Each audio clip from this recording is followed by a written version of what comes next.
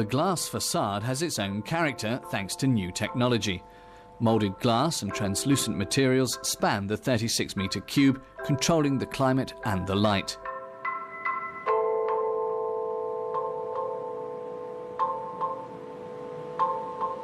It's a good result, but it wasn't easy getting there.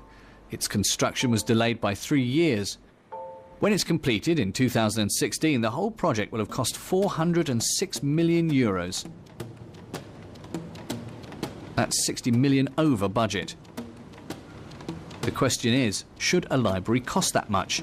Is it necessary or desirable? Man hätte alles natürlich viel praktischer und pragmatischer machen können. Of course, we could have been a lot more practical and pragmatic. We could have had twice as many reading places. But that's not the experience people want. I think we want to offer visitors a certain experience when they come to a library. It should be enjoyable. It's the state library. That's what it's there for. I don't think it should be penny pinching.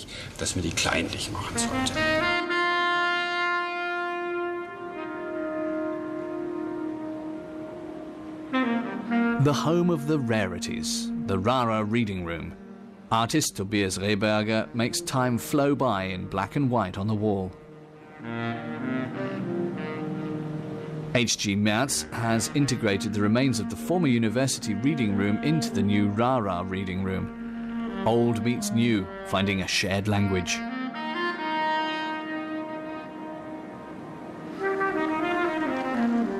Benedicte Savoy, professor of art history, knows the old and the new periods of the State Library.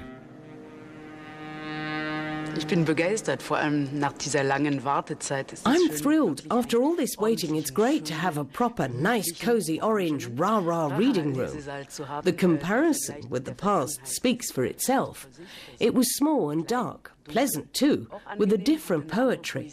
Now, it's a poetry of the future.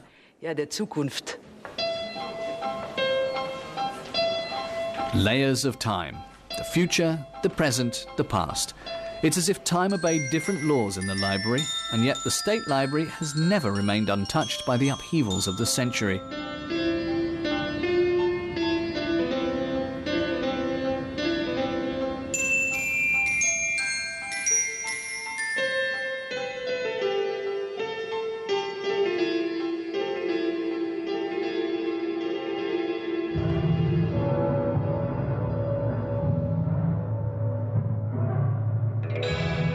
Kings, scholars, directors general, they've all left their mark on the inventory of the State Library.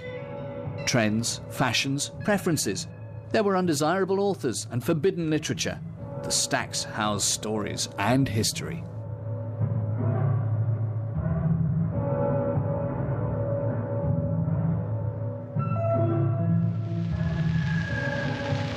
We're on Opernplatz in Berlin.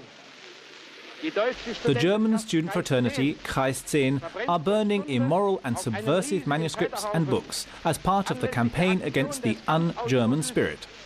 Wider den undeutschen Geist, Schriften und Bücher der Unmoral und Zersetzung.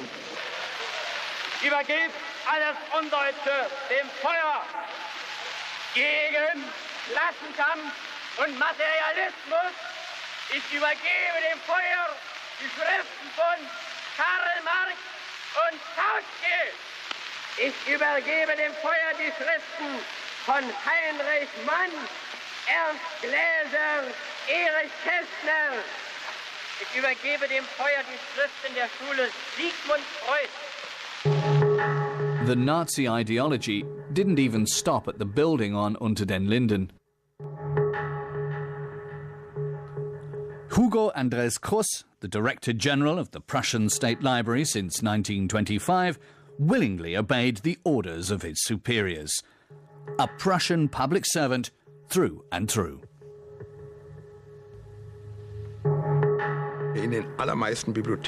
Most libraries adapted very quickly, including the State Library. Hugo Kruse, a conservative who didn't really have anything to do with the Nazis, simply kowtowed. He dismissed Jewish staff and critical employees. Some of them were taken to concentration camps and killed, others emigrated. Around 25 employees were dismissed in this way.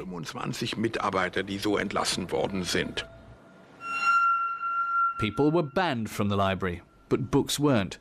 Ironically, some items removed as un-German from libraries around the country were brought to the State Library, where they were locked away, of course. Poison cabinets.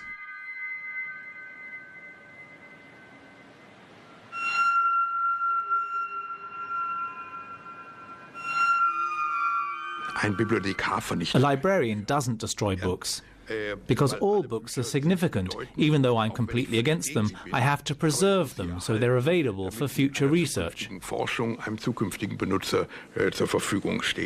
Views could change, as we've seen time and again. That's why no communist book must be destroyed, and no Nazi book either. Hitler's Germany was still at peace at this time, but plans were being made in the State Library about how to protect the books from aerial attacks.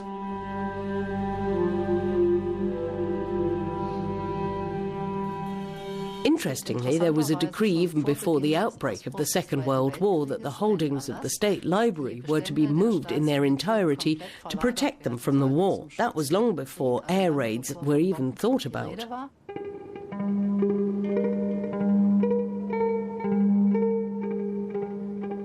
(1945). Berlin had been destroyed and occupied by the Allies. Nobody knew what would happen next. Everyone got on with their own lives as best they could.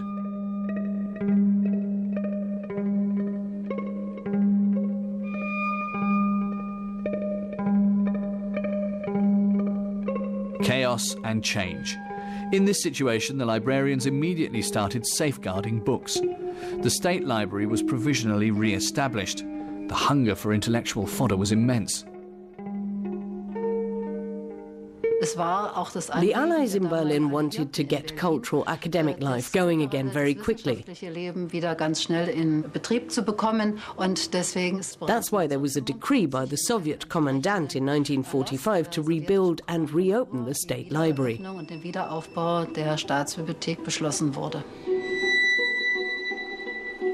On the 1st of October 1946, the building on Unter den Linden was reopened as an academic library in the Soviet sector. The Cold War and the political and intellectual split between East and West were reflected in the catalogues and shelves. Literature was locked up again. Not everything in the library was to be read by everyone.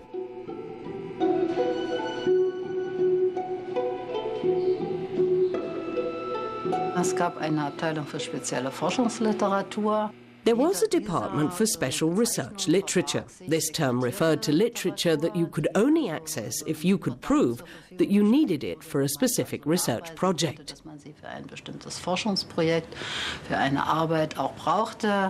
It was accessible, but not to just anyone for personal reasons. This literature included things like Hitler's Mein Kampf, but also West German news magazines like Stern or Spiegel. A fairly broad spectrum, in other words.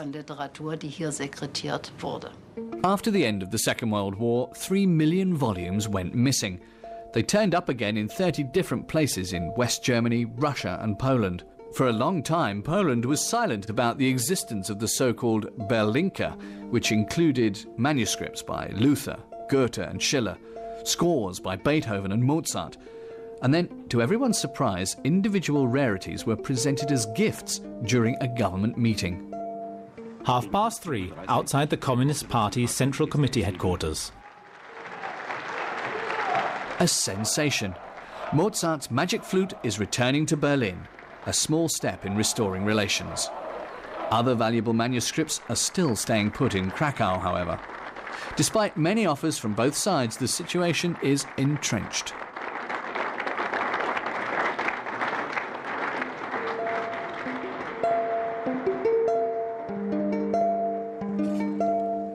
During the war years, depositories were moved to Silesia, still German territory at the time, to protect the inventory from air raids.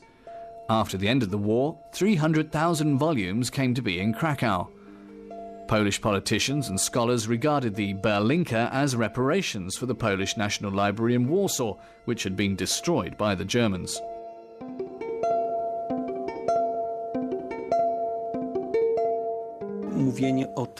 No, they are not the last German prisoners of war in Poland. Deutschen Kriegsgefangenen in Polen. Nein, da würde ich eher sagen, rather it's the rescue of the last German soldier, or the cultivated German, by us Poles.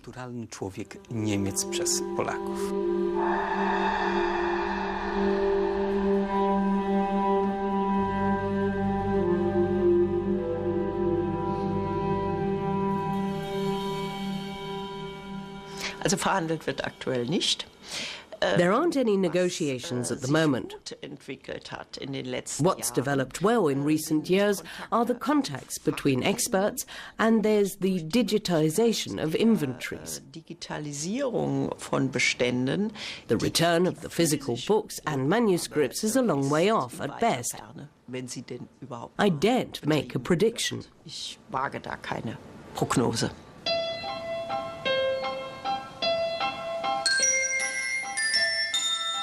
Other holdings were moved to the west. Almost 2 million volumes were in Marburg and Tübingen after the Second World War. The State Library in exile, the West said. Marburg's book cemetery, said the East. Much to the anger of East Germany, a solution was taking shape in West Berlin, the construction of a new library not far from the wall.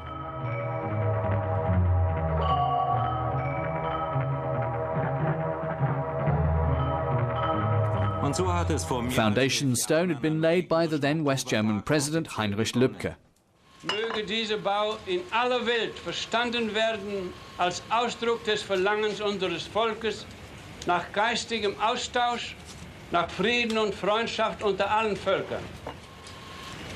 The building was the work of the architect Hans Scharoun, who died in 1972, seen here with the President Lübke.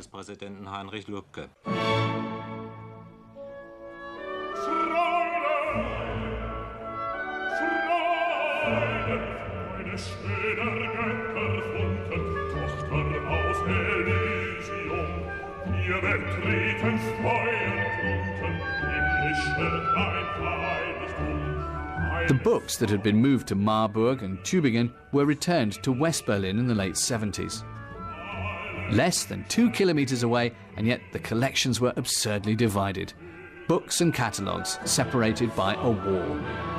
Beethoven's manuscript of his Ninth Symphony, separated into individual movements, was a particularly prominent victim of the division of Germany.